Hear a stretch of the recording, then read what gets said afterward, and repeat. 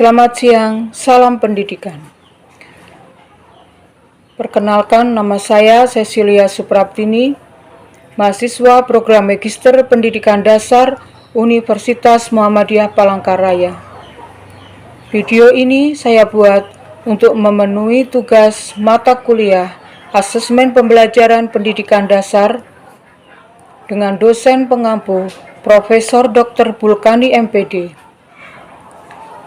Video ini merupakan video pembelajaran dengan materi evaluasi pembelajaran bab 4 tentang instrumen pengukuran. Pengukuran terdiri dari 4 bagian, yaitu makna instrumen pengukuran, jenis instrumen pengukuran hasil belajar, bentuk-bentuk instrumen pengukuran hasil belajar, dan langkah-langkah penyusunan instrumen pengukuran. Makna instrumen pengukuran adalah suatu alat standar yang digunakan sebagai alat ukur, sehingga dari alat tersebut diperoleh angka atau skor yang dapat dipercaya. Atau suatu instrumen disebut alat ukur standar jika instrumen itu telah diyakini akurasinya dan disepakati secara luas sebagai alat ukur, misalnya meteran atau timbangan. Secara umum, instrumen pengukuran hasil belajar dibedakan menjadi jenis tes dan non-tes. Yang pertama yaitu tes. Pengertian tes dipandang dari dua sisi, yaitu tes sebagai teknik pengukuran dan tes sebagai alat ukur. Kemudian sebagai non-tes, pengertian non-tes dipandang dari dua sisi juga, yaitu non-tes sebagai teknik pengukuran dan non-tes sebagai alat ukur. Bagian yang ketiga, bentuk-bentuk instrumen pengukuran hasil belajar. Sebagai instrumen pengukuran, tes dibedakan menjadi dua, yaitu tes objektif dan tes subjektif. Merupakan jawaban bebas, sedangkan teknik penggunaannya, tes terbagi menjadi tiga, yaitu tes tertulis, tes lisan, dan tes perbuatan. Bentuk-bentuk tes ada bermacam-macam, yaitu ada tes pilihan ganda, tes isian singkat, tes menjodohkan, tes sebab akibat, dan tes uraian. Tes pilihan ganda mempunyai kelebihan dan kekurangannya juga. Ada beberapa kelebihan dan kekurangannya.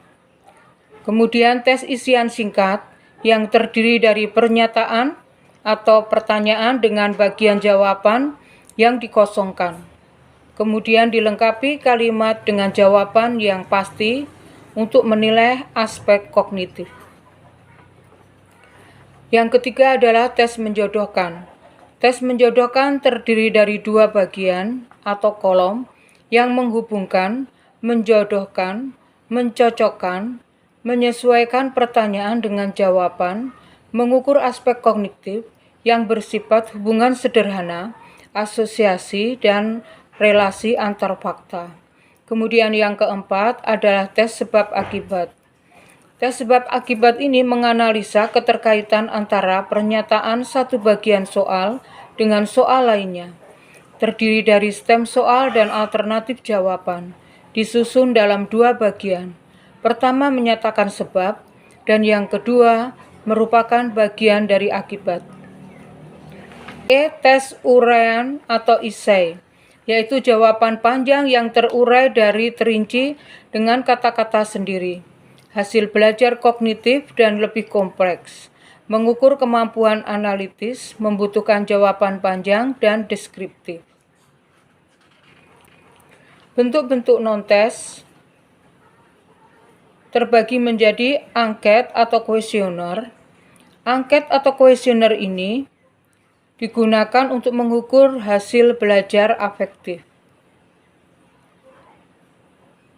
Angket tertutup dan angket terbuka. Kemudian untuk wawancara, pedoman wawancara, wawancara dan pedoman wawancara merupakan aspek psikologis, aspek efektif, dan secara lisan Wawancara merupakan teknik pengukuran, mengukur aspek psikologis, aspek efektif secara lisan. Berdasarkan teknik pengukurannya, dibedakan wawancara terstruktur dan wawancara mendalam. Kemudian dokumen dan pedoman dokumentasi. Dokumen dan pedoman dokumentasi ini adalah usaha pengumpulan data dari catatan, buku, transkrip, foto, berkas, dan dokumen. Dan yang D, observasi dan pedoman observasi, yaitu teknik evaluasi berdasarkan pengamatan dengan cara melihat, mencatat, merekam, dan Pada bagian D, langkah-langkah penyusunan instrumen pengukuran. Yang pertama yaitu perencanaan untuk menetapkan tujuan pengukuran dengan mengarahkan pengukuran atau evaluasi ke hal teknis, menggambarkan kondisi pembelajaran sesuai tujuan instruksional dan kompetensi hasil belajar. Yang kedua, langkah kedua menentukan aspek hasil belajar yang akan diukur. Aspek pengetahuan atau kognitif diklasifikasikan menjadi 6 subaspek atau tahapan berpikir, yakni C1 mengingat, C2 memahami, C3 mengaplikasikan, C4 menganalisis, C5 mengevaluasi, dan C6 menciptakan. Kemudian aspek sikap atau afektif diklasifikasikan menjadi 5 subaspek atau tahapan bersikap, yakni A1 menerima, A2 menanggapi, A3 menghargai, A4 mengorganisir, dan A5 karakterisasi. Kemudian yang ketiga, aspek keterampilan atau psikomotor diklasifikasikan menjadi 4 subaspek atau tahapan berperilaku, yaitu P1 menirukan, P2 memanipulasi, P3 mengalamiahkan, dan P4 mengartikulasikan. Langkah yang ketiga menentukan cakupan ke dalam materi yang akan diukur, yang berpengaruh pada jenis, bentuk, jumlah butir instrumen. Langkah yang keempat menetapkan jenis dan bentuk instrumen. Faktor-faktor yang harus dipertimbangkan ialah aspek hasil belajar yang diukur, subaspek hasil belajar, tujuan akhir evaluasi. Langkah yang kelima, menetapkan jumlah butir. Faktor yang perlu dipertimbangkan yaitu cakupan luas materi ukur, waktu yang tersedia, jenis dan bentuk instrumennya. Langkah yang keenam, menyusun kisi-kisi dan butir instrumen. Format yang terbentuk tabel dengan kolom tertentu memuat tujuan pengukuran, aspek dan subaspek yang diukur. Langkah yang ketujuh adalah analisis kualitas instrumen.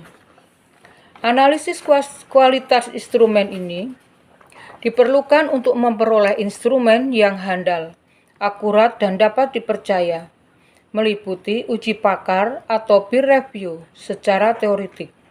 Langkah yang kedelapan, uji coba di lapangan dan analisis butir. Merupakan upaya memperoleh instrumen yang handal secara empirik.